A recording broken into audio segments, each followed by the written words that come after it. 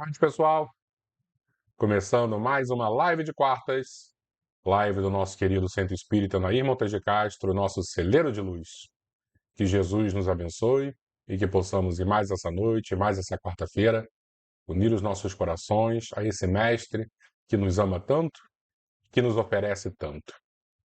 E hoje vamos dar prosseguimento ao terceiro livro da nossa série de estudos de livros espíritas, o livro Boa Nova, psicografado sempre pelo querido médium mineiro Chico Xavier, e dessa vez o espírito Humberto de Campos, nosso grande escritor brasileiro.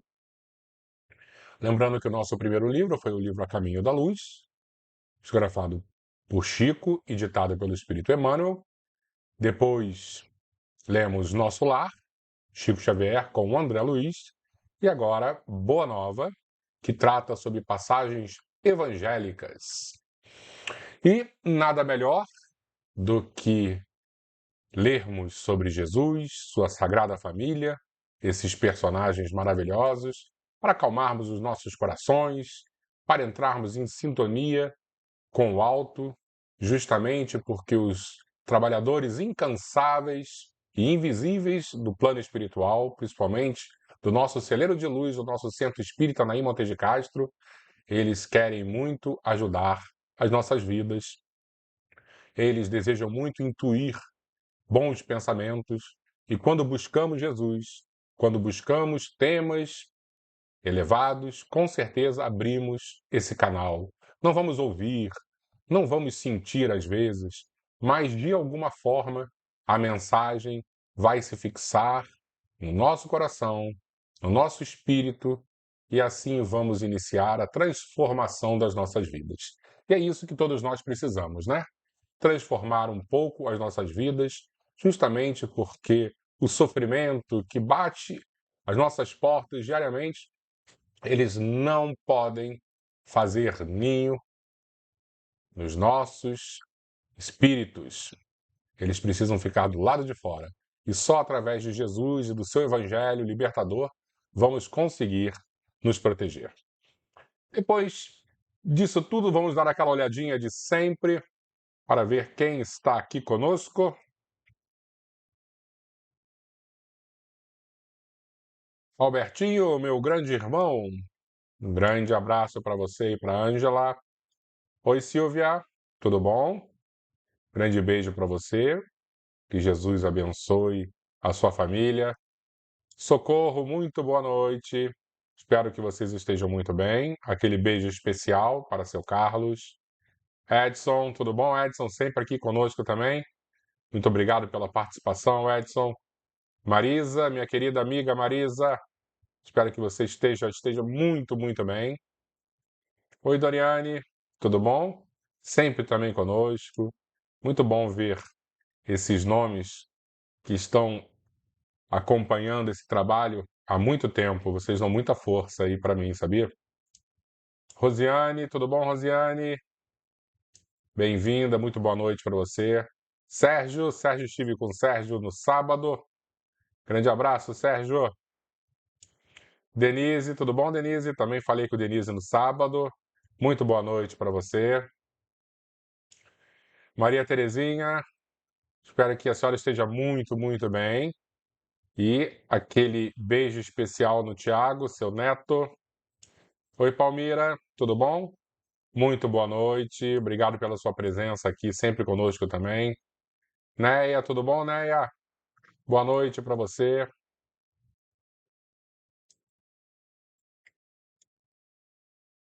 É que pulou tudo aqui. Guacira, tudo bom, Guacira? Muito boa noite. Seja muito bem-vinda. América, tudo bom, América? Muito boa noite. E as pessoas vão chegando e nos ajudando aqui também com bons pensamentos e boas intenções. Isso é que importa, né? Então, o que eu pensei hoje da gente fazer? Já que o nosso tema, título do nosso segundo capítulo é Jesus e o precursor. Então eu pensei a gente falar um pouquinho sobre a estrutura da Bíblia, para facilitar o nosso entendimento. Depois da estrutura da Bíblia, falar um pouco sobre a infância de Jesus. E depois da infância de Jesus, falar um pouquinho sobre esse precursor, que também acompanhou essa infância de Jesus, que é João Batista. Tá?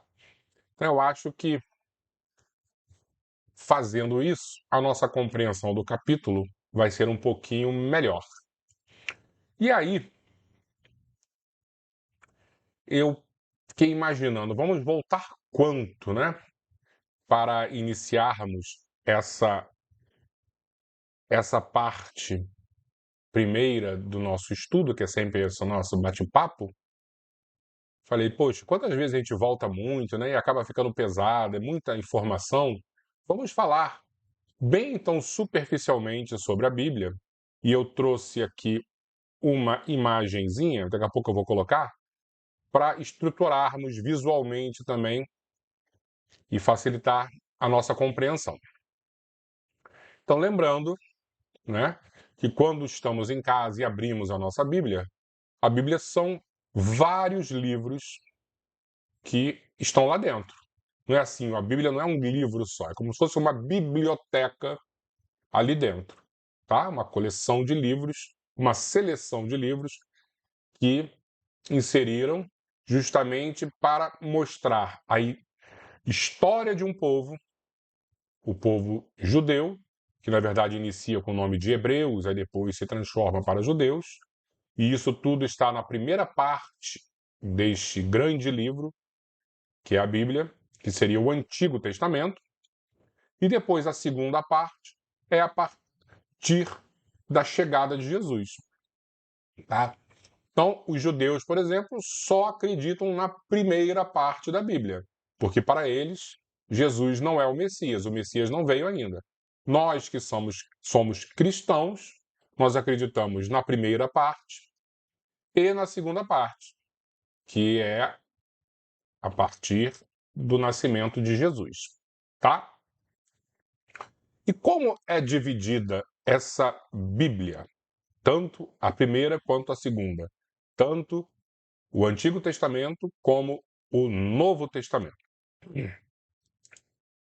Então eu peguei uma imagenzinha aqui, né, de apresentação, João Batista e Jesus, eles criancinhas, e depois João Batista batizando Jesus. E vamos para a parte que nos interessa neste momento, que é o Antigo Testamento, e eu coloquei aqui Moisés dividindo com Jesus a Bíblia. Isso tudo é imagem que o ChatGPT faz para a gente, tá? Como é que ficou mais fácil hoje em dia criarmos essas ilustrações.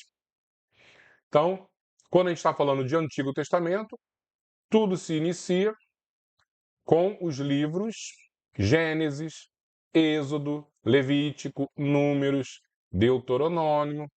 Esses livros supostamente foram Moisés.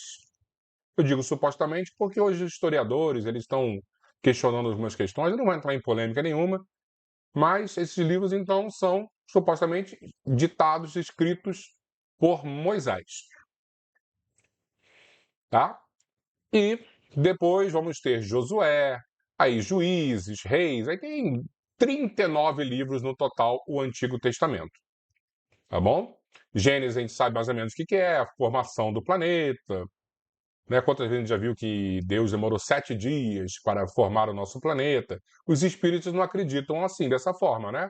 Nós somos mais evolucionistas. Claro que acreditamos num Deus, mas não da maneira que tudo veio de mão beijada. Foram bilhões de anos até formarmos o nosso universo, o nosso planeta Terra. O Êxodo é justamente a fuga do Egito, através de Moisés, e aí você vai ter outros livros. Por exemplo, Juízes é quando as 12 tribos de Israel, cada um tinha o seu líder, e eles eram os juízes, eles como se fossem os governadores. Aí depois todo mundo se unificou, aí viraram os reis, e assim vai. A gente não vai aprofundar. No final do Antigo Testamento, vamos iniciar com o nascimento de Jesus. E o Novo Testamento são 27 livros. Os 4 primeiros livros são os evangelhos, isso é, a Boa Nova. São autores falando sobre a vida de Jesus. Então, o primeiro evangelho, Mateus, depois Marcos, depois Lucas e depois João. Esses 3 primeiros são conhecidos como os evangelhos canônicos, que eles têm, desculpa, os evangelhos sinóticos, os 4 são canônicos, né? Esses 4 evangelhos, a Igreja Católica e outras igrejas acreditam, tá? Eles fazem parte do cânon da religião. E os 3 primeiros são os sinóticos. Por quê? Porque eles trabalham com a mesma ótica, como se eles fossem uma visão de um texto pré-estabelecido que já circulava na época do ano 40, anos 50, né? Quando a gente lê o livro Paulo e Estevão, nós percebemos que tinha os manuscritos que os apóstolos liam. E esse manuscrito foi escrito por Mateus. Então, muito provavelmente, esses manuscritos de Mateus foram que eles chamam de a fonte Q, e que depois o texto formal de Mateus, Marcos e Lucas utilizaram essa fonte para extrair as informações, tá? Então, esses 3 primeiros evangelhos são muito parecidos. E depois tem o evangelho de João, que foge completamente. Então, tem coisas que só vão ter no evangelho de João. É como se pegasse assim um autor à parte e ele escrevesse novidades a respeito de Jesus. E os conhecedores, né, os historiadores dizem que é o evangelho mais espiritualizado. Mateus, por exemplo, foi escrito para convencer os judeus. Então, por isso que quando inicia, ele fala muito sobre a genealogia de Jesus, mostrando assim, olha, nas profecias lá do Antigo Testamento não diziam que Jesus, o Messias, viria da casa de Davi, né? Seria dessa árvore genealógica de Davi. Então, Jesus realmente veio. Ele começa falando toda a genealogia. Mateus vai deixar bem claro que Jesus nasceu em Belém, porque lá no Antigo Testamento também tinham profecias dizendo que o Messias viria de Belém. Então, o texto de Mateus é bem para convencer os judeus. Marcos já não tem muito essa preocupação. E Lucas não conheceu Jesus, assim como Marcos. Não conheceu Jesus, mas teve a missão de fazer uma entrevista com Maria. Por isso que em Lucas nós vamos ter também muitas informações sobre a infância de Jesus. E uma das informações a gente vai tratar hoje aqui, só no Evangelho de Lucas tem, quando ele desapareceu com 12 anos de idade. Tá? Por que só tem ali? Porque realmente tem essa história por detrás. Lucas entrevistou Maria, ele sentou com ela durante muito tempo e ficou pescando diversas histórias a respeito do Messias. Depois dos evangelhos, vamos ter as histórias, né? Os milagres, os atos dos apóstolos. Jesus já partiu, e aí agora esse livro vão ser as histórias dos apóstolos. Nós que somos espíritas também temos algo muito parecido, que é o livro Paulo e Estevão, que conta de maneira romanceada esse ato dos apóstolos. Depois, as cartas de Paulo, que nós chamamos também de epístolas. Então, Paulo rodou toda aquela região onde Roma mandava, né, ao redor do Mediterrâneo, e ele escrevia cartas para as igrejas que ele fundava. Desculpa. Então, ele viajava, sabia que estava tendo algum problema, ele estava numa cidade, ele mandava uma carta para uma outra cidade onde tinha uma igreja respondendo, ajudando. E a partir disso, a partir dessas informações, dessas instruções, desses ensinamentos de Paulo, o cristianismo vai ganhando corpo, tá? Então, se hoje nós acreditamos em muitas coisas, é porque Paulo de Tarso fez esse trabalho brilhante. Depois também tem as cartas de Pedro, outras cartas de João, de Judas, não Judas Iscariotes. e no final, o livro das Revelações, que é o Apocalipse de João. Tá bom? Eu acho que com isso aí a gente já começa a se situar. E aí agora, o que eu vou fazer com vocês?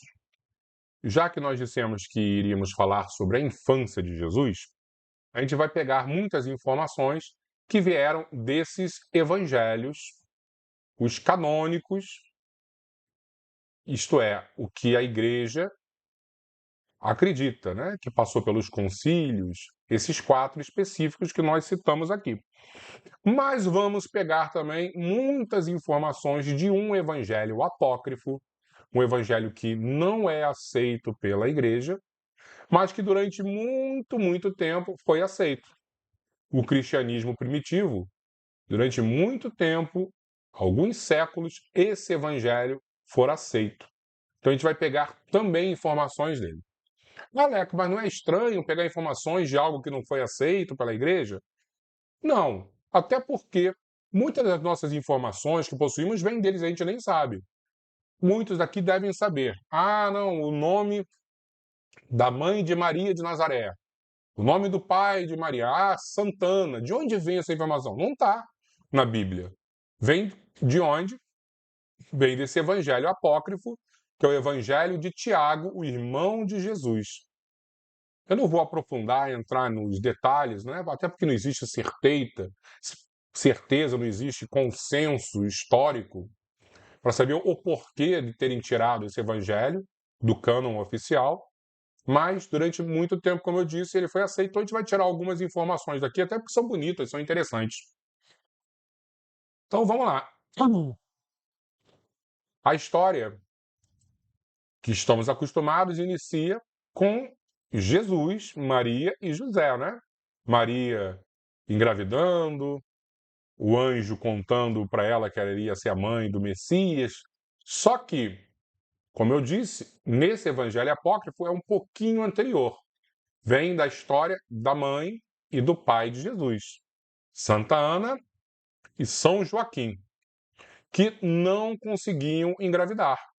E São Joaquim e Santa Ana eram muito tementes a Deus, eram muito religiosos e ficavam extremamente tristes porque você não ter filhos há 2000 anos era uma vergonha, era um castigo divino.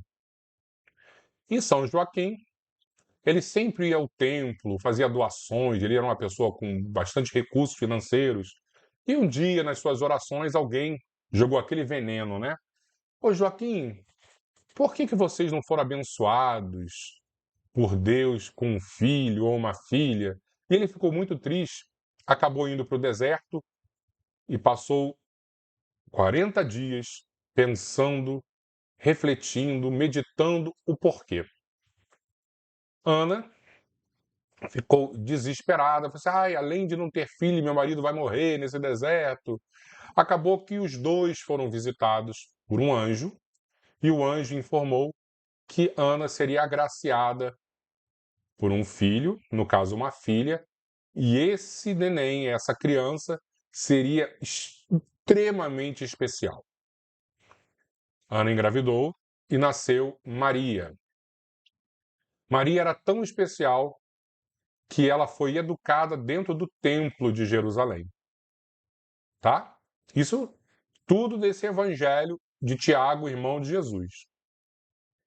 Ela foi educada dentro do templo de Jerusalém. O problema, e só um detalhe, foi educada não pelos sacerdotes, mas por um anjo. Olha que bonito, né? A gente não sabe se é verdade, mas o que é importante aqui é a beleza, né? Maria de Nazaré foi educada por um anjo. Quando ela fez 12 anos, os sacerdotes ficaram muito preocupados, porque ela ia virar uma moça. E nada mais impuro para eles do que o sangue. Imagina, uma menina menstruar dentro do templo. Então eles se reuniram e chegaram à conclusão de que o sumo sacerdote, o ser mais espiritualizado, iria ficar na sala mais santa, que é o Santo dos Santos, ia refletir e chegar a uma conclusão. Ele então foi visitado por um anjo nesse momento, e o anjo pediu para que eles fizessem uma escolha espiritual para ver quem iria casar com Maria.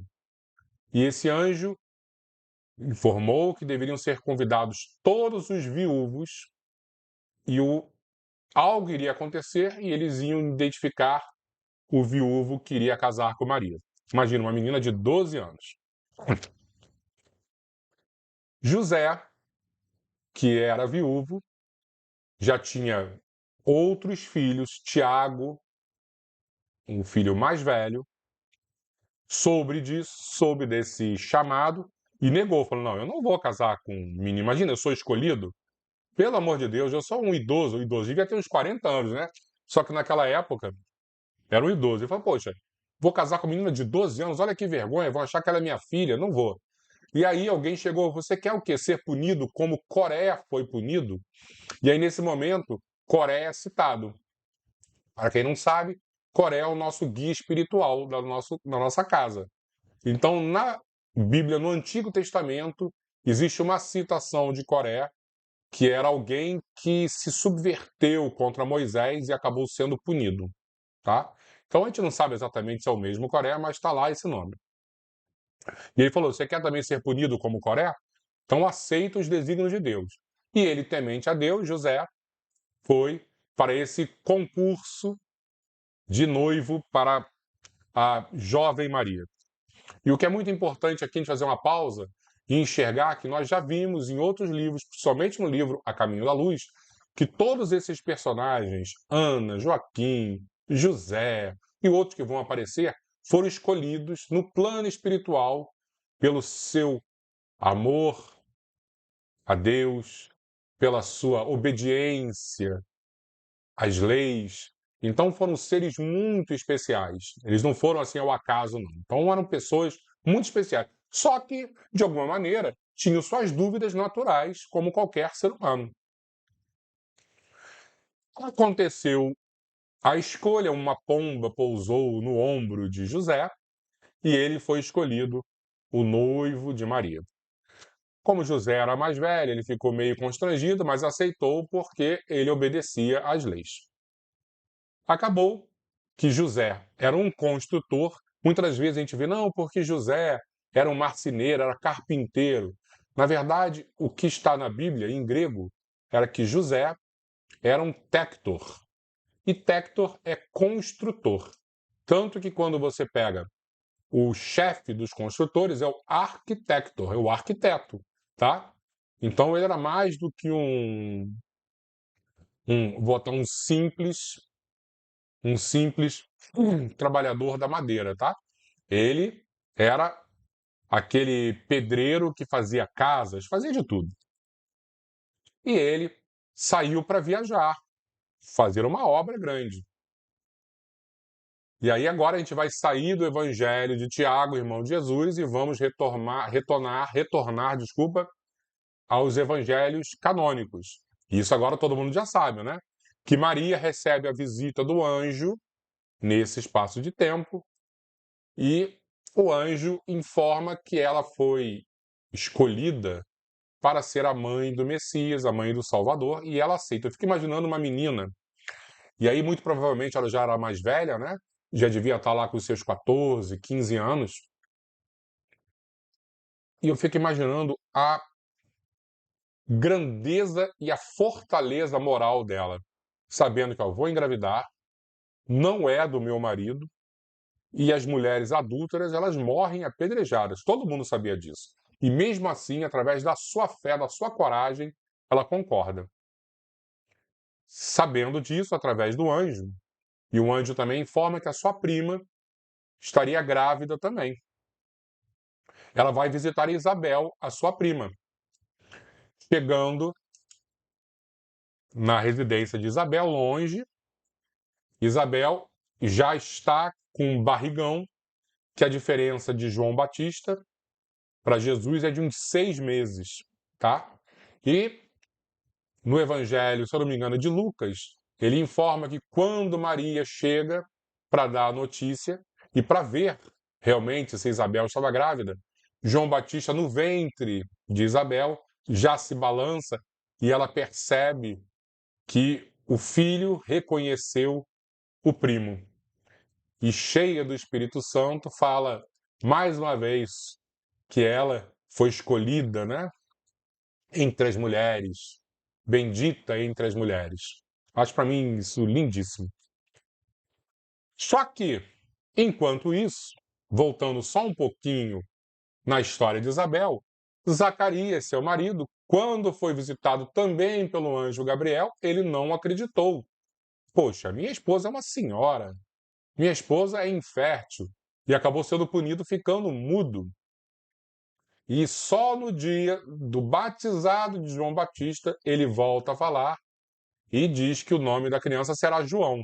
E todo mundo fica, por que João? Não tem nenhum João na sua família? Era para ser Zacarias também. Foi não, porque o anjo pediu para que fosse João.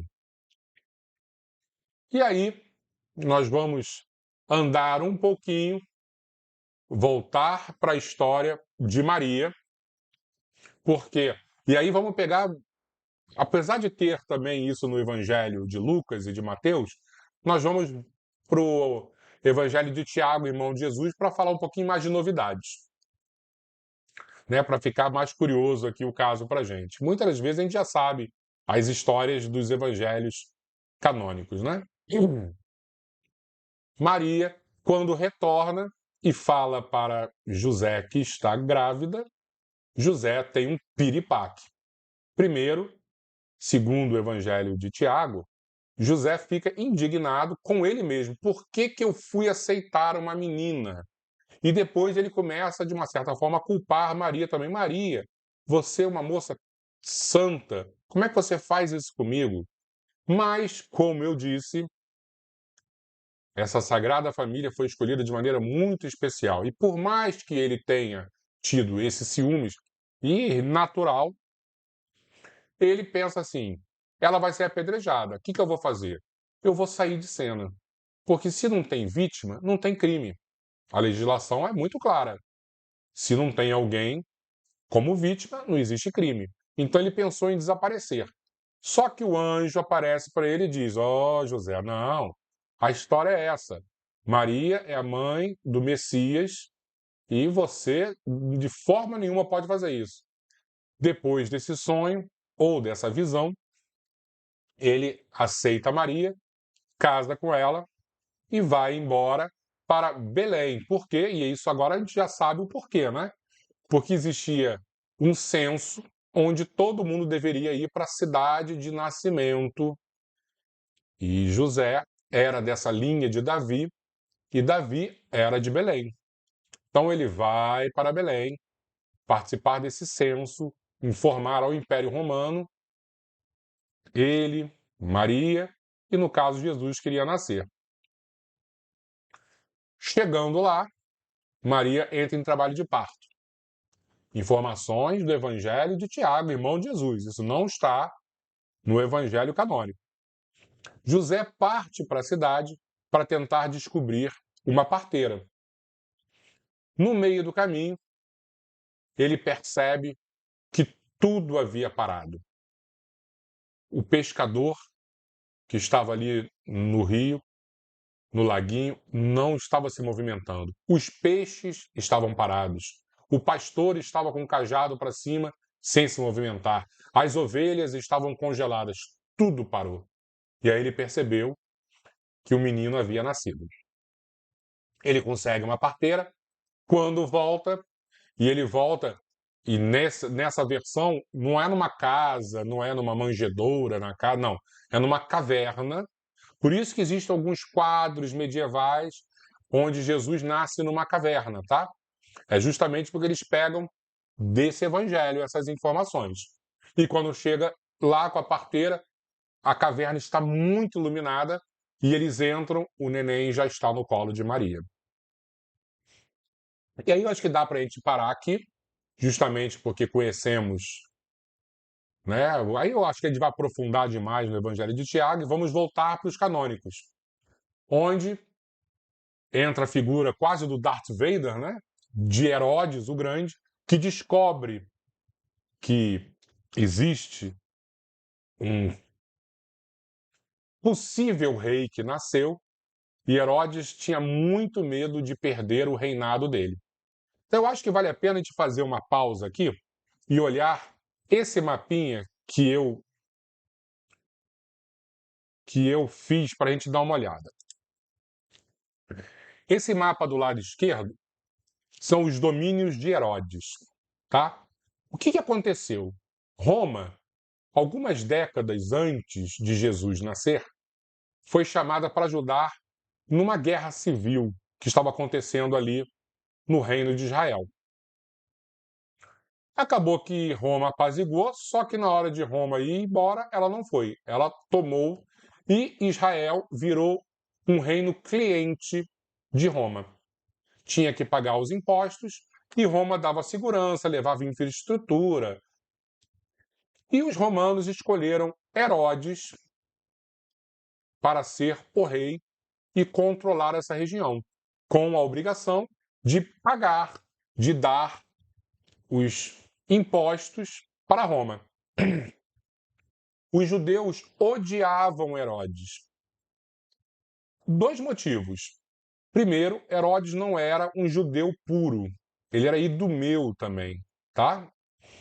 E o outro que Herodes, ele era puxa-saco dos romanos para se manter no poder. E os judeus tinham horror a Roma. Então imagina, você ter um rei e esse rei, de alguma forma, explora o povo para dar dinheiro para Roma. Então os judeus ficavam muito irritados com isso. Então nós temos Herodes o Grande. E é muito complicado, por quê? Porque quando a gente começa a ler o Evangelho, a gente vai ler Herodes o Grande. E aí daqui a pouco você tem Herodes Antipas. Herodes, todo mundo parece que é Herodes. Por quê? Porque Herodes deu o nome dos filhos, todos eles de Herodes também. Então às vezes nos confunde. E os netos também. Tá? Então nós vamos ter Herodes Agripa, e que muitas vezes confunde. O primeiro Herodes é o grande, é aquele que mandou matar as criancinhas. Depois, o mapa da direita, quando Herodes morre, esse reino de Israel é dividido em algumas partes. E para a gente é mais importante essa parte em roxo, onde é a Galileia, que vai ser o filho Herodes Antipas que controla, e a parte azul, que é Herodes Arquelau. O problema é que a parte azul, onde tem Jerusalém, né, era um barril de pólvora. E o que aconteceu? Herodes Arquelau foi expulso e Roma colocou um governador romano chamado Pôncio Pilatos. Então nós temos, só para clarear um pouco, Herodes Antipas, filho de Herodes o Grande, na parte roxa, e Pôncio Pilatos na parte azul. Ok? Então vamos voltar.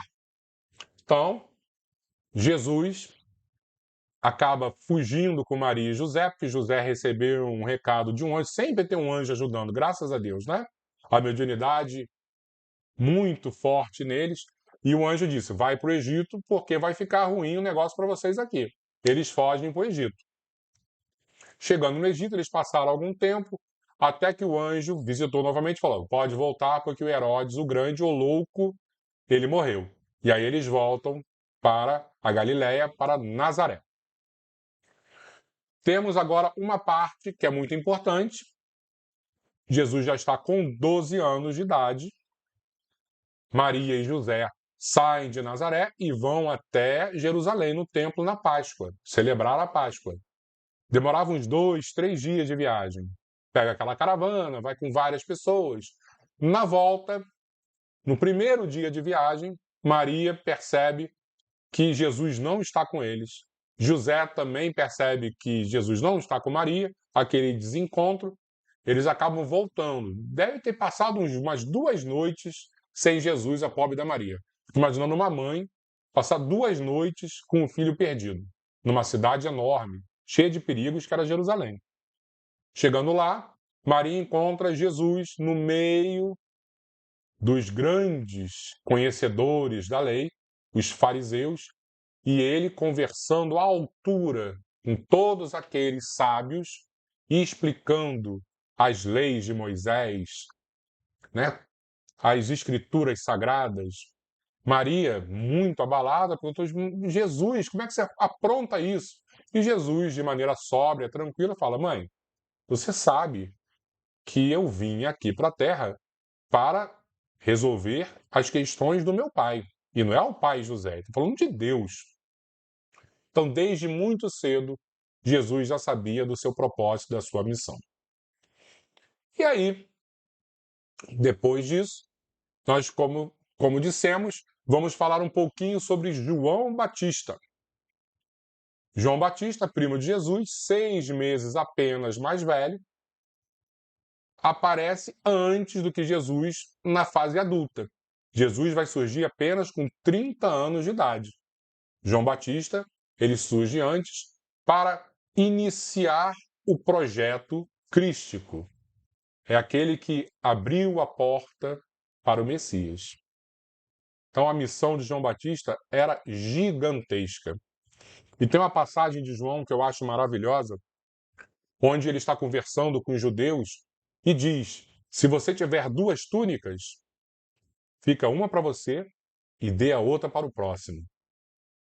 E falando para os soldados romanos: obedeço às ordens, mas sem brutalidade. Ele nunca veio romper com a hierarquia, né, com Roma. Era outro que compunha com o mesmo pensamento que Jesus veio nos apresentar. A revolução é dentro da gente, não é do lado de fora. A gente não veio destruir Roma.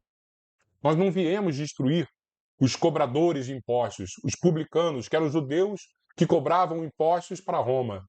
E ele falou nesse momento para os publicanos: obedeçam às ordens, façam o trabalho de vocês, mas peguem apenas o dinheiro que é devido. Nunca mais do que isso. Falando da honestidade.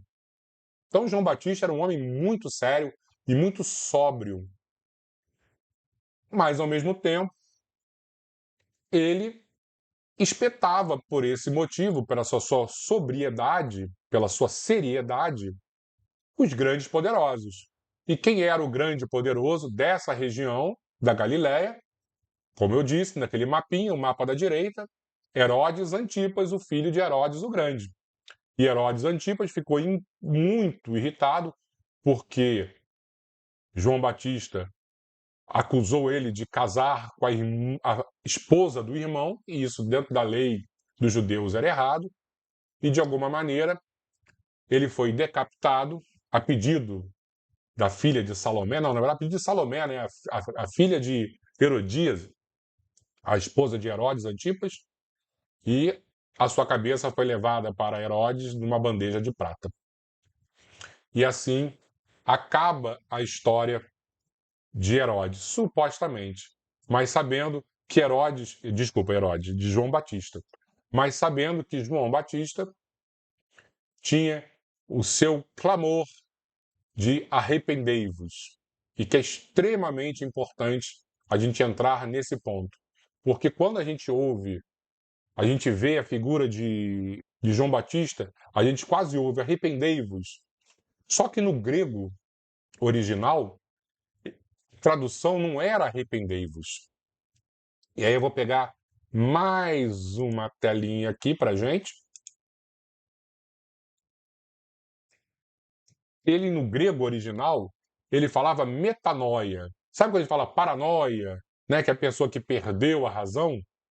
Metanoia não é exatamente arrependei-vos. A palavra metanoia tem suas raízes no grego antigo, composta por 2 partes. Meta, um prefixo que significa além de, depois de ou mudança, e noia, que é mente ou razão.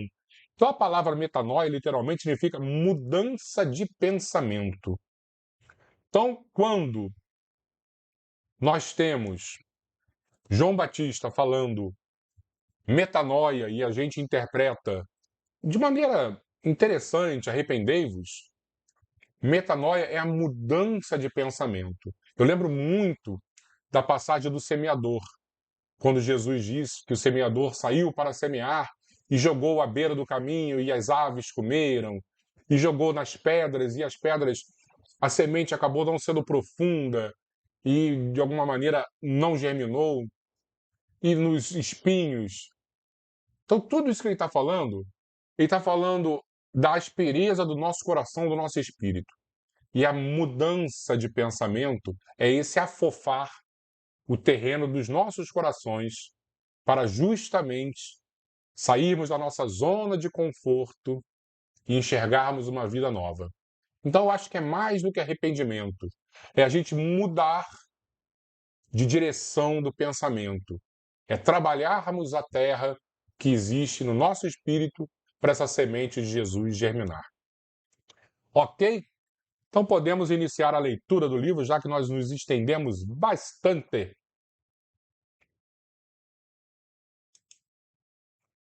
Jesus e o precursor.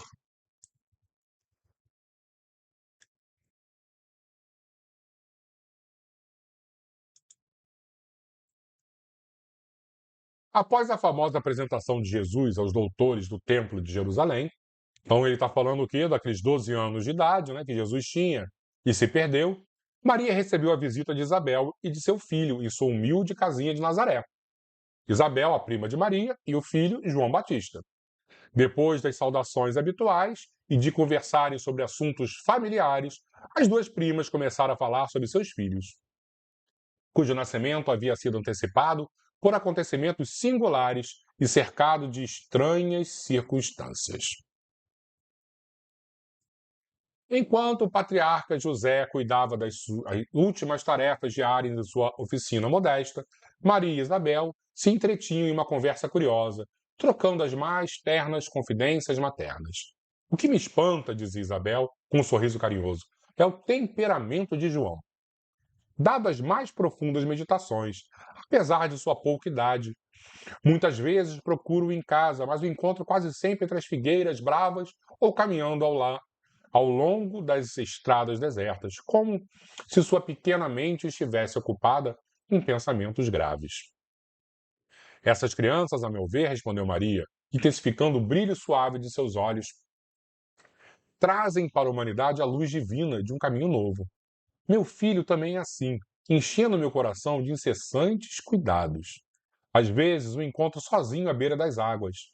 Em outras ocasiões, em conversas profundas com viajantes que se dirigem a Samaria ou às aldeias mais distantes nas proximidades do lago. Quase sempre o surpreendo falando com caridade às lavadeiras, aos transeuntes, aos mendigos sofredores. Bem típico de Jesus, né? Ele fazia de sua comunhão com Deus Ele fala de sua comunhão com Deus com uma eloquência que nunca encontrei nas observações dos nossos doutores e constantemente me pego pensando sobre o seu destino. Preocupações de uma mãe. Apesar de ser a mãe de Jesus, Maria se preocupava com ele. Sempre, né? Mãe é mãe. Apesar de todas as nossas crenças, murmurou Isabel, convicta, nós, mães, sempre temos o espírito abalado por receios inexplicáveis.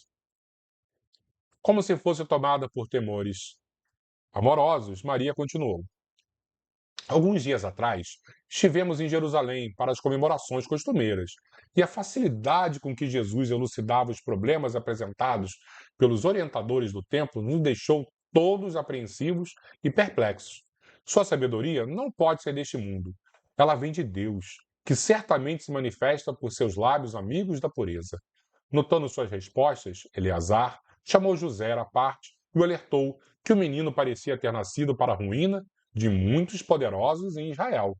Olha o quanto que Jesus, de alguma forma, mexeu num vespeiro, né? Porque Jesus tinha uma pureza verdadeira e os outros, de Israel, tinham aquela pureza da boca para fora. Com Isabel escutando atentamente, Maria prosseguiu com os olhos úmidos, após uma breve pausa. Sabendo disso, sabendo desse aviso, procurei Eleazar para interceder por Jesus junto às suas influentes relações com as autoridades do templo. Maria queria que Jesus fosse internado no templo justamente para aprender, né, para virar um doutor da lei. Pensei na infância desprotegida dele e temo pelo seu futuro. Eleazar prometeu se interessar por sua sorte. No entanto, ao retornar a Nazaré, senti uma estranha intensificação dos meus temores. Conversei com José mais detalhadamente sobre o menino, preocupada com sua preparação adequada para a vida. Mas no dia seguinte, às nossas conversas íntimas, Jesus se aproximou de mim pela manhã e me perguntou: Mãe, que queres de mim? Acaso eu não tenho mostrado a minha comunhão com o Pai que está no céu?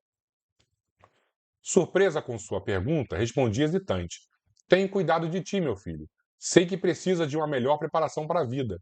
Mas, como se soubesse o que se passava em meu íntimo, ele ponderou: Mãe, toda preocupação útil e generosa no mundo é valiosa. No entanto, eu já estou com Deus. Meu Pai, porém, deseja de nós toda exemplificação que seja boa, e eu escolherei desse modo a melhor escola. Isso, para mim, essa frase é maravilhosa. Meu Pai, porém, deseja de nós toda exemplificação que seja boa, e eu escolherei desse modo a melhor escola. E que escola seria essa? No mesmo dia, apesar das belas promessas que os doutores do templo fizeram em sua presença, Jesus se aproximou de José e pediu humildemente para ser admitido em seu trabalho. Então ele trocou o aprendizado do templo, que para ele não iria fazer nenhuma diferença, para o trabalho humilde com seu pai.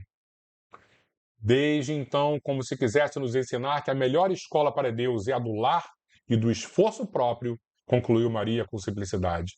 Ele aperfeiçoa as madeiras da oficina, empunha o martelo e a enxó, enchendo nossa casa de ânimo com sua doce alegria. Que ensinamento, hein? Às vezes nós queremos mudar o mundo e esquecemos de arrumar a nossa cama, lavar a nossa louça. E Jesus, nesse momento de muita humildade, falou: Eu tenho que dar o exemplo do trabalho silencioso. Isabel ouviu atentamente a narrativa e, após outras pequenas considerações, ambas notaram que as primeiras sombras da noite começavam a descer na paisagem, acinzentando o céu claro. A carpintaria já estava fechada e José buscava a serenidade do lar para o repouso. As duas mães se entreolharam, inquietas, perguntando-se onde estariam suas crianças. E é interessante a gente olhar e recordar que muitas das vezes as pessoas querem saber o que Jesus fez antes do seu ministério, antes dos 30 anos. Será que ele aprendeu com os essênios? Será que ele foi para a Índia? Todo mundo quer um pedacinho de Jesus, né? Na história. E ele trabalhou silenciosamente em casa com seu pai, até chegar o momento oportuno para realizar o seu ministério. Nazaré, com sua paisagem, uma das mais belas de toda a Galiléia, é talvez o mais belo recanto da Palestina. Suas ruínas humildes e pedregosas, suas casinhas pequenas, suas lojas singulares se agrupam em uma ampla concavidade nas montanhas ao norte do Esdrelon. Seus horizontes são estreitos e sem muito interesse. No entanto, aqueles que subirem um pouco mais, até as casas mais elevadas, encontrarão para seus olhos assombrados as mais belas perspectivas. O céu parece se estender, cobrindo o conjunto maravilhoso em uma dilatação infinita. Pausa para elogiar Humberto de Campos e a sua maravilhosa escrita. Maria e Isabel avistaram seus filhos lado a lado em uma elevação banhada pelos últimos raios do sol. De longe parecia-lhes que os cabelos de Jesus esvoaçavam ao toque suave das brisas do alto. Seu pequeno dedo indicador mostrava a João as paisagens que se estendiam à distância, como um grande general apresentando os detalhes de seus planos a um soldado de confiança. Diante de seus olhos surgiam as montanhas da Samaria, o cume de Magedo, as elevações de Gilboé, a figura esbelta do Tabor, onde mais tarde ocorreria o inesquecível instante da transfiguração, o vale do rio sagrado do cristianismo, os cumes de Safed, o golfo de Calfa, o cenário elevado do Perel, em um soberbo conjunto de montanhas e vales ao lado das águas cristalinas. Ele fica falando isso, eu fico tentando imaginar, né? Quem poderia saber qual conversação solitária se desenrolou entre ambos? Distantes no tempo, podemos presumir que tenha sido na Terra a primeira combinação entre o amor e a verdade para a conquista do mundo. No entanto, sabemos que na manhã seguinte, ao partir, o precursor, na companhia carinhosa de sua mãe, Isabel, perguntou a Jesus com um interesse gracioso: Não queres vir conosco? Ao que o pequeno carpinteiro de Nazaré respondeu, profeticamente, com uma inflexão de profunda bondade: João partirá primeiro. Passados alguns anos, encontramos o Batista em sua gloriosa tarefa de preparar o caminho para a verdade, antecedendo o trabalho divino do amor que o mundo conheceria em Jesus Cristo. João, de fato, partiu primeiro para realizar as operações iniciais da grandiosa conquista. Vestido de peles, alimentando-se de mel selvagem, esclarecendo com energia e permitindo-se ser decapitado em testemunho à verdade, ele precedeu a lição da misericórdia e da bondade. O mestre dos mestres quis colocar a figura franca e austera de seu profeta à porta de seus gloriosos ensinamentos. E por isso encontramos em João Batista um dos mais belos símbolos imortais do cristianismo. Salomé representa a futilidade do mundo.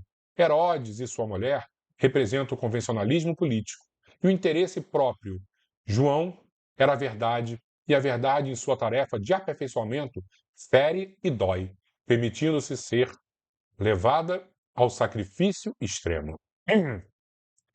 Assim como a dor que precede as poderosas manifestações de luz no íntimo dos corações, a verdade trabalha nas asperezas para que a obra do amor surja em sua pureza divina. João Batista foi a voz que clamava no deserto. Operário da primeira hora, ele é o símbolo austero da verdade que arranca as mais fortes raízes do mundo para que o reino de Deus prevaleça nos corações. Representando a disciplina rigorosa que antecede a espontaneidade do amor, a luta para dissipar as sombras do caminho, João é o primeiro sinal do cristão ativo, em combate com as próprias imperfeições do seu mundo interior, a fim de estabelecer em si mesmo o santuário de sua realização com Cristo. Foi por essa razão que Jesus disse: dele, do nascido de mulher, João Batista é o maior de todos.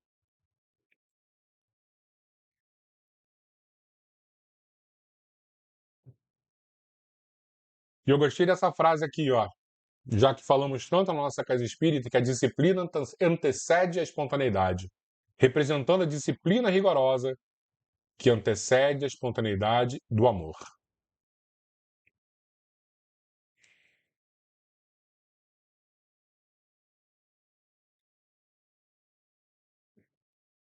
Pessoal, terminamos então o segundo capítulo desse livro grandioso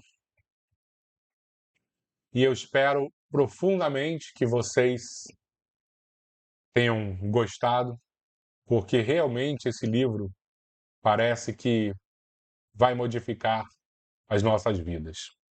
Justamente porque traz um bastidor de Cristo, da sua Sagrada Família, com uma escrita maravilhosa de Humberto de Campos e a delicadeza da mediunidade de Chico Xavier. Que Jesus nos abençoe e que possamos fazer então agora a nossa prece de encerramento nessa comunhão com os bons espíritos e, acima de tudo, com Deus Pai. Vamos fazer a nossa prece.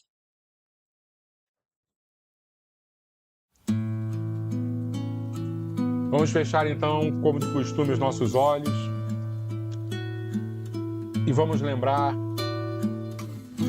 sempre da figura sublime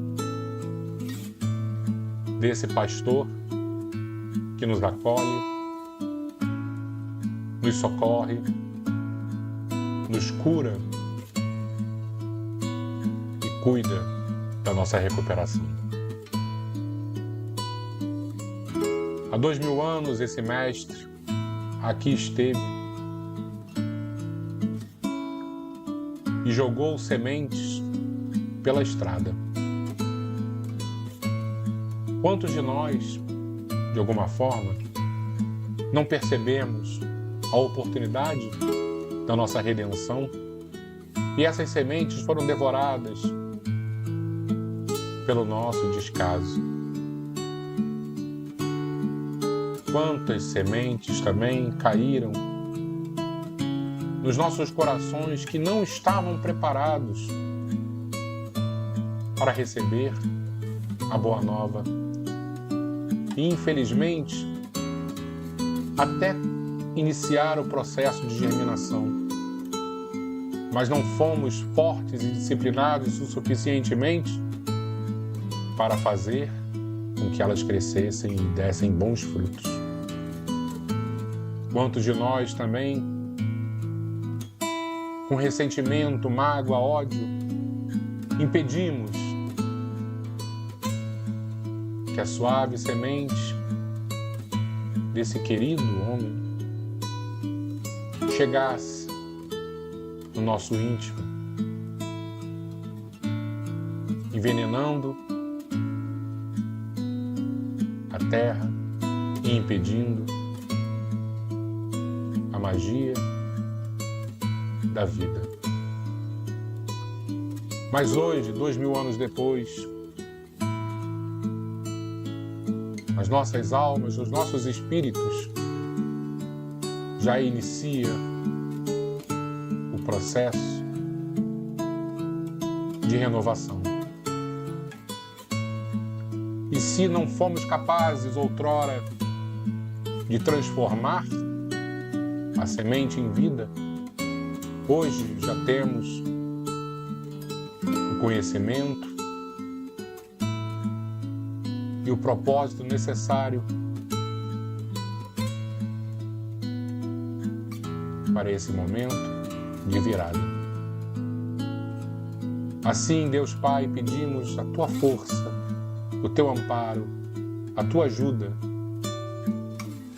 para que todos nós que aqui estamos hoje tenhamos coragem e bom ânimo de seguir na Tua direção e permitir, Mestre, que essa semente vivifique. Assim seja, Senhor.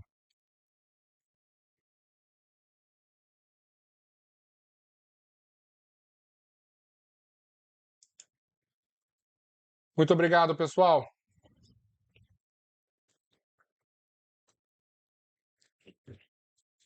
Que Jesus nos abençoe e que possamos verdadeiramente transformar as nossas vidas, permitindo a sementeira e tendo a certeza que a colheita obrigatória será sob a proteção desse Deus que é Pai, que é amor e que é bondade. Fiquemos com Ele, fiquemos com Jesus, fiquemos com Maria Santíssima. E até semana que vem, se Deus quiser. Boa noite a todos.